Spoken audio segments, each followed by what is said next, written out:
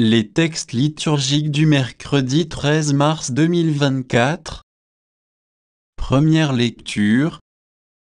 Je t'ai établi, pour que tu sois l'alliance du peuple, pour relever le pays. Isaïe 49, 8-15.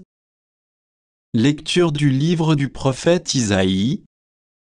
Ainsi parle le Seigneur. Au temps favorable, je t'ai exaucé, au jour du salut, je t'ai secouru, je t'ai façonné, établi, pour que tu sois l'alliance du peuple, pour relever le pays, restituer les héritages dévastés et dire aux prisonniers, sortez aux captifs des ténèbres, montrez-vous. Au long des routes, ils pourront paître, sur les hauteurs dénudées seront leurs pâturages, ils n'auront ni faim ni soif. Le vent brûlant et le soleil ne les frapperont plus, lui, plein de compassion, les guidera, les conduira vers les eaux vives de toutes mes montagnes, je ferai un chemin, et ma route sera rehaussée. Les voici, ils viennent de loin, les uns du nord et du couchant, les autres des terres du sud, cieux, criez de joie, terre, exulte montagne, éclatez en cris de joie car le Seigneur console son peuple, de ses pauvres, il a compassion. Jérusalem disait, le Seigneur m'a abandonné, mon Seigneur m'a oublié. Une femme peut-elle oublier son nourrisson, ne plus avoir de tendresse pour le fils de ses entrailles même si elle l'oubliait? Moi, je ne t'oublierai pas. Parole du Seigneur. Psaume. Psaume 144, 145, 8-9, 13 CD 14, 17-18. Le Seigneur est tendresse et pitié, lent à la colère et plein d'amour, la bonté du Seigneur est pour tous, sa tendresse, pour toutes ses œuvres. Le Seigneur est vrai en tout ce qu'il dit, fidèle en tout ce qu'il fait. Le Seigneur soutient tous ceux qui tombent, il redresse tous les accablés. Le Seigneur est juste en toutes ses voies, fidèle en tout ce qu'il fait, il est proche de ceux qui l'invoquent, de tous ceux qui l'invoquent en vérité. Évangile. Comme le Père relève les morts et les fait vivre, ainsi le Fils fait vivre qui il veut. Jean 5, 17-30. Évangile de Jésus-Christ selon saint Jean.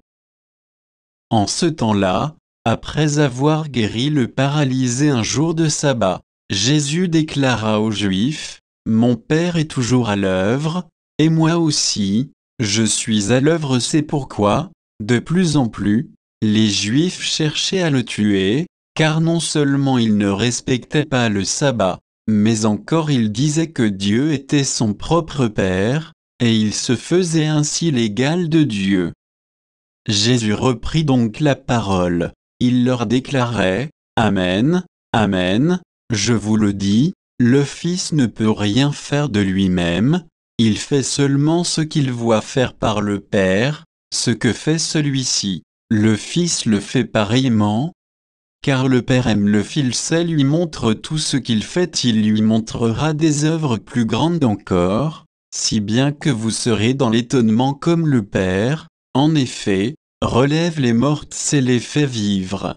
Ainsi le Fils, lui aussi, fait vivre qui il veut car le Père ne juge personne, il a donné au Fils tout pouvoir pour juger, afin que tout honore le Fils comme ils honorent le Père. Celui qui ne rend pas honneur au Fils ne rend pas non plus honneur au Père, qui l'a envoyé. Amen, Amen, je vous le dis, qui écoute ma parole et croit en celui qui m'a envoyé, obtient la vie éternelle et il échappe au jugement, car déjà il passe de la mort à la vie. Amen, Amen, je vous le dis, l'heure vient, et c'est maintenant où les morts entendront la voix du Fils de Dieu, et ceux qui l'auront entendu vivront. Comme le Père, en effet, a la vie en lui-même, ainsi a-t-il donné au Fils d'avoir, lui aussi, la vie en lui-même, et il lui a donné pouvoir d'exercer le jugement, parce qu'il est le Fils de l'homme. Ne soyez pas étonnés, l'heure vient où tous ceux qui sont dans les tombeaux s'entendront sa voix, alors, ceux qui ont fait le bien sortiront pour ressusciter et vivre, ceux qui ont fait le mal, pour ressusciter et être jugés.